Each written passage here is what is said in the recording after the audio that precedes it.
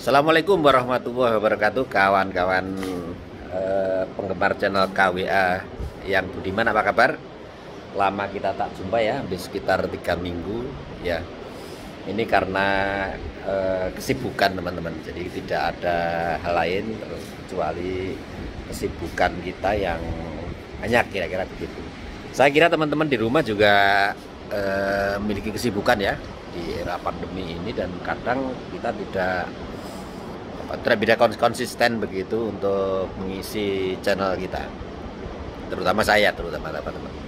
Nah teman-teman semua, saya ini berada di Yogyakarta ya, di Yogyakarta di sebuah resort atau hotel begitu yang namanya Queen of South. Queen of South ini saya nggak begitu apal tahun berapa berdirinya. Jadi letaknya resort ini berada di Pantai Parangtritis ya, Pantai Parangtritis. Jadi di sana teman-teman, di sana ada Pantai Parangtritis di sana. Dan kita ini berada di bukit sebelah timur dari pantai. Biasanya itu kalau pengunjung berada di sana itu kita melihat ke arah menghadap ke arah timur. Ini ada satu bukit teman-teman, dan ini berada di atasnya.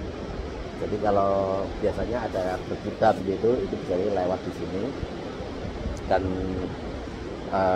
kita melihat dari atas, di atas bukit itu ada satu kayak tempat-tempat peristirahatan begitu, dan ini adalah Queen of South.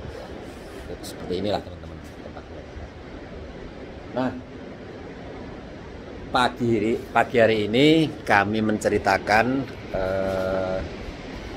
Queen of South ini tidak mereview hotelnya teman-teman. Jadi tapi justru kita akan membahas terkait dengan kenapa saya berada di sini. Nah, di Queen of South ini teman-teman, ini ada satu kayak tempat yang paling tinggi di sini. Tak lihatnya memang paling tinggi. Ini ada satu kayak semacam bungalow ya, bungalow atau apa ya ini. Ini tempat. Nah, kalau teman-teman sempat berkunjung ke sini, silahkan mampir ke tempat ini. Ini tempat tertingginya di sini. Ini tempat yang sangat cocok untuk bermeditasi teman-teman. Jadi bergaya keraton ya, keraton Jogja. Ada juga ada kaca yang warna-warni, dan juga ada tengah simbolnya QS, Queen of South ya, di sini. Dan yang menarik dari tempat ini, kita bisa langsung melihat yang namanya itu pantai laut selatan dengan tidak ada halangan sama sekali.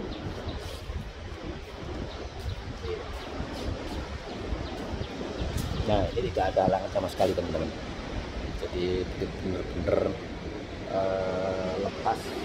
Nah, di sana kita bisa melihat yang namanya Pantai Parangtritis sampai jauhnya. Dan di sini juga ada Pantai Parangkusumo. Jadi Parangkusumo ini berdekatan dengan Pantai Parangtritis. Sekitar berapa kilo dari sini ya? Estimasi 3 kiloan ya, 3 kilo. Pantai Parangkusumo yang beberapa kali kita milat di sana ya, 2 kali mungkin kayak 2 kali. Milat pertama sama milat ke berapa itu, tahun berapa. Nah teman-teman semua,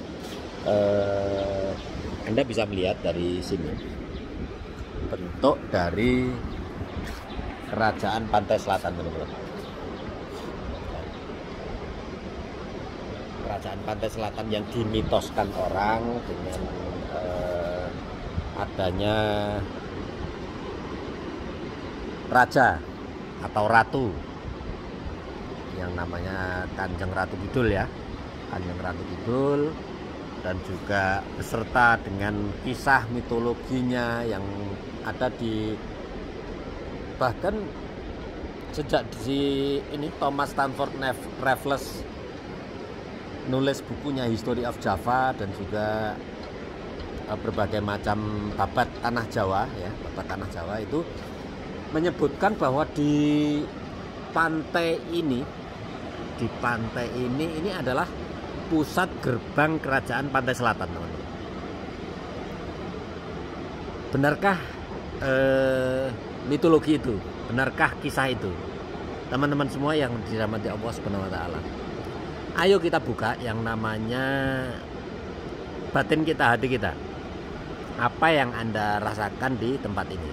Tentu saja untuk membuka yang namanya ini kesadaran kita terkait dengan cerita itu, kita harus sisihkan dulu yang namanya kepercayaan, yang namanya cerita-cerita, dan kita harus melihat secara polos apa yang ada di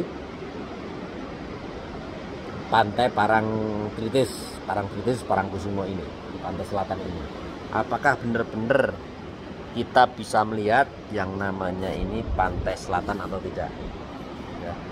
Nah ini teman-teman semua, monggo kita lihat bersama. Anda menggunakan cara tadi, yaitu polos saja, tidak perlu mendengar cerita-cerita dulu. Apa adanya Anda melihat di depan Anda, apakah ada yang namanya pantai kerajaan pantai selatan.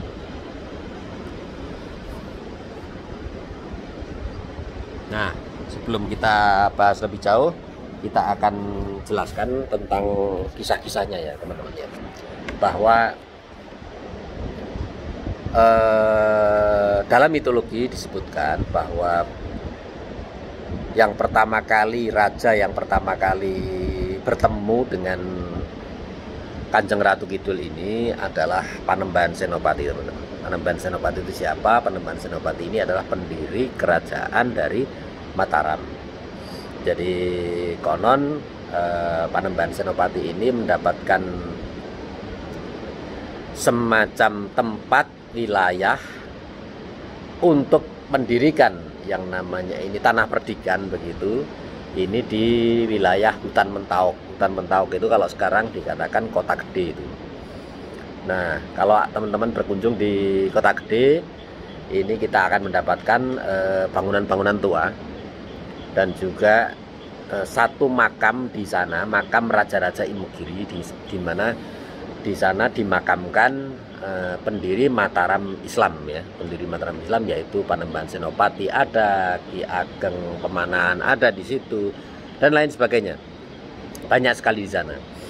Nah, konon ceritanya bahwa Panembahan Senopati ini untuk mendapatkan kekuasaannya di Hutan Mentauk itu, dia harus yang namanya bermeditasi ya, bermeditasi, dan juga pada akhirnya bertemu dengan sosok Kanjeng Ratu Kidul, sosok ratu yang cantik begitu, dan juga berkuasa di wilayah kerajaan pantai selatan.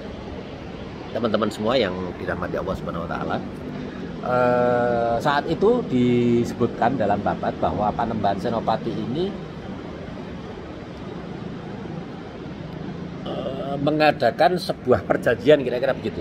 Perjanjian bahwa anak turun dari kerajaan Mataram ini, terutama para rajanya ini harus menghormati Kanjeng Ratu. Kalau para rajanya ini harus memperistri yang namanya Ratu Kidul ini, Kanjeng Ratu Kidul ini, tapi kalau rakyatnya juga harus menghormatinya. Nah, ini benar-benar dibuktikan dalam sejarah bahwa sejak saat itu, sejak saat Mataram didirikan di Mataram ya, yang sampai pada akhirnya masuk ke Keraton Yogyakarta, ini tiap hari-hari besar ini mengadakan yang namanya ini upacara, yang namanya upacara Labuan. Upacara Labuan ini salah satunya adalah yang intinya justru adalah menghormati alam semesta dan juga menghormati yang namanya sosok Kanjeng Ratu Kidul ini. Nah, pertanyaan kita bagi generasi sekarang, apakah sebenarnya ini hanya mitos ya? Apakah sebenarnya ini hanya mitos ataukah benar-benar ada faktanya? Apakah benar-benar ada kerajaannya?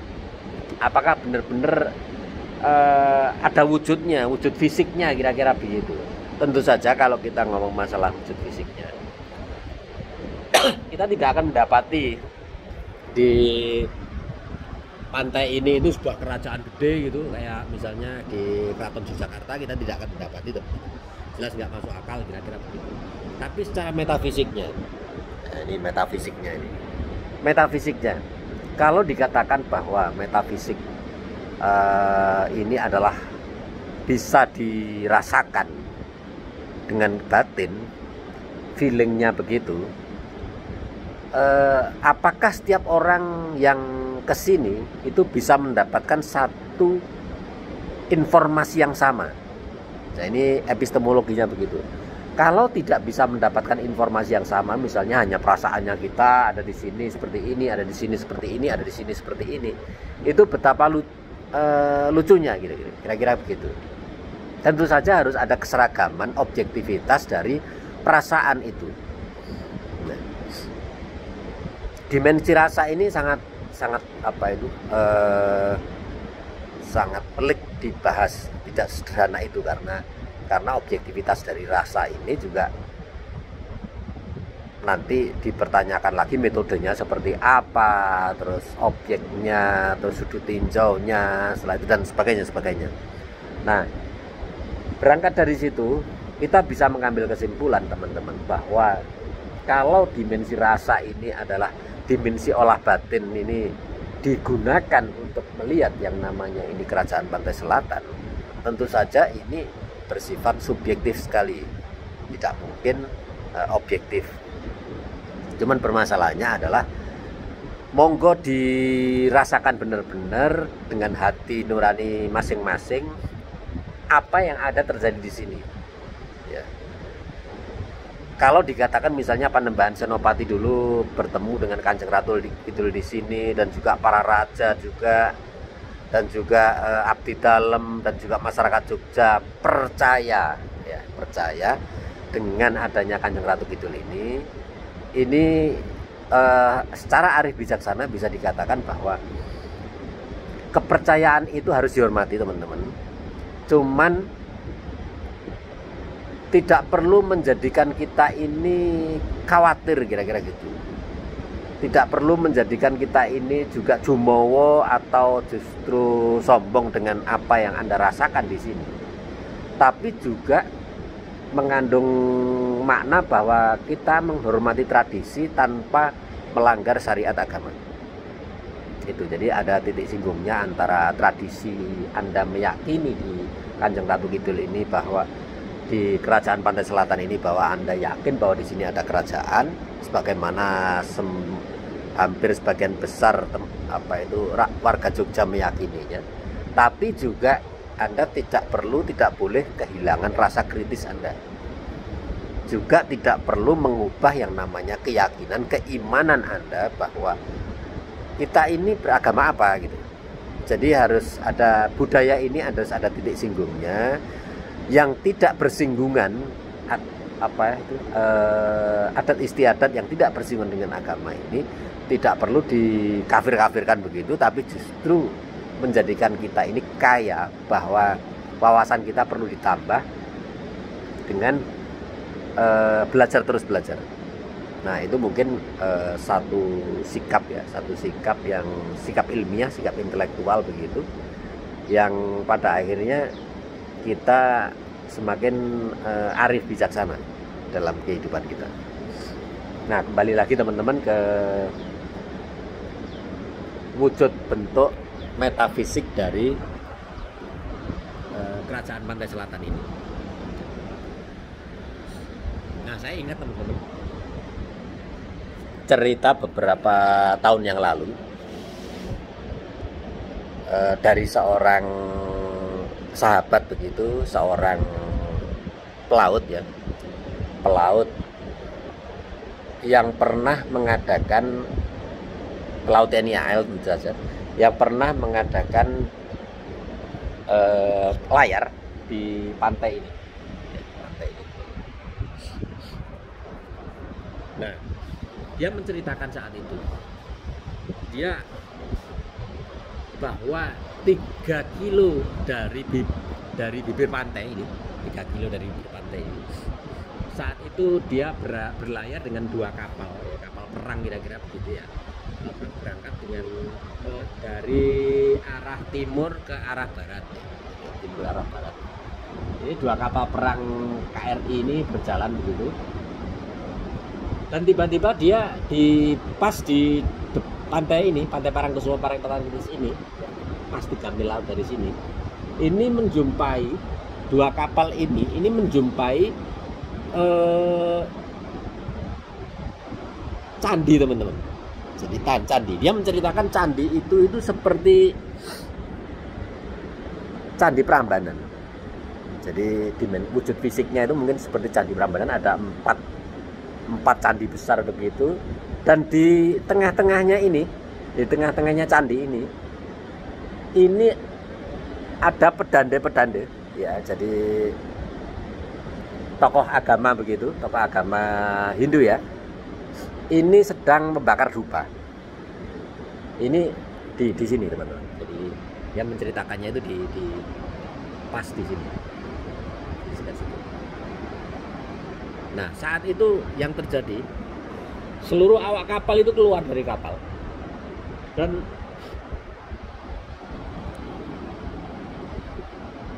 mereka ini istilahnya itu kecepatan kapal itu dikurangi sampai akhirnya hampir mendekati diam, dan menyaksikan ini bersama-sama. Seluruh awak kapal ini, 2 awak kapal perang ini menyaksikan bersama adanya candi yang di tengah laut ini, jadi di tengah laut selatan ini. Nah, dia menceritakannya itu bersaksi kepada saya, hak ini bahwa apa yang saya omongkan ini hak demi Allah, itu saya menyaksikan dengan mata kepala saya sendiri. Nah, seperti itu kesaksiannya. Saya jadi berpikir sampai sekarang, kalau seandainya memang benar-benar kejadian itu memang ada dan juga disaksikan oleh banyak orang, betapa luar biasanya. Jadi penampakan mereka itu menampakkan diri secara wujud fisik, yang namanya makhluk-makhluk metafisik ini menampakkan diri di para pelaut tadi ini, 2 kapal. Dan sampai sekarang teman kita yang mungkin jadi pelaut yang usianya sekitar berapa ya, mungkin sekitar 40 berapa gitu atau 50-an gitu, ini bersama teman-temannya menyimpan yang namanya kisah tersebut. Ini sampai sekarang mereka tidak tahu jawabannya, kira-kira gitu. Apakah ini benar-benar wujud fisiknya ada di tengah laut, atau memang ini candi yang jadi-jadian, kira-kira gitu, atau candi gaib yang ada di pantai selatan. Nah, apakah candi gaib tadi ini benar adalah salah satu candi di antara kerajaan yang namanya kerajaan pantai selatan itu? Apakah juga candi ini hanya sekedar halusinasi, kira-kira begitu, tapi halusinasi tapi yang bisa disaksikan oleh 100 orangan, kira-kira gitu. Awak kapal itu kan, kalau di kapal kan jumlahnya 100 orang lebih ya, teman-teman ya. 100, bahkan kalau 2 kapal bisa 200 orang. Halusinasi bareng 200 orang itu. Misalnya begitu, kira-kira begitu. Tapi saya yakin dengan kalau mereka benar, apa yang diceritakan oleh para pelaut ini benar. Ini tidak halusinasi, teman-teman. Jadi sungguh-sungguh mereka menampakkan diri, dan kehebatan yang namanya makhluk gaib ini memang sungguh luar biasa, kira-kira. Nah, inilah kesaksian dari para pelaut ini.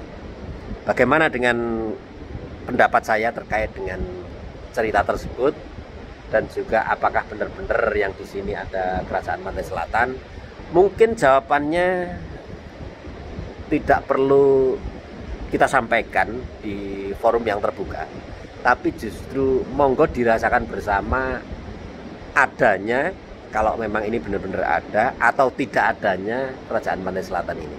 Kita tidak mengadili yang namanya keyakinan orang, kepercayaan orang, tapi juga kita tidak boleh a priori ya. A priori ini artinya ini kira-kira mungkin sinis begitu, atau memberikan putusan sebelum kita mengalaminya.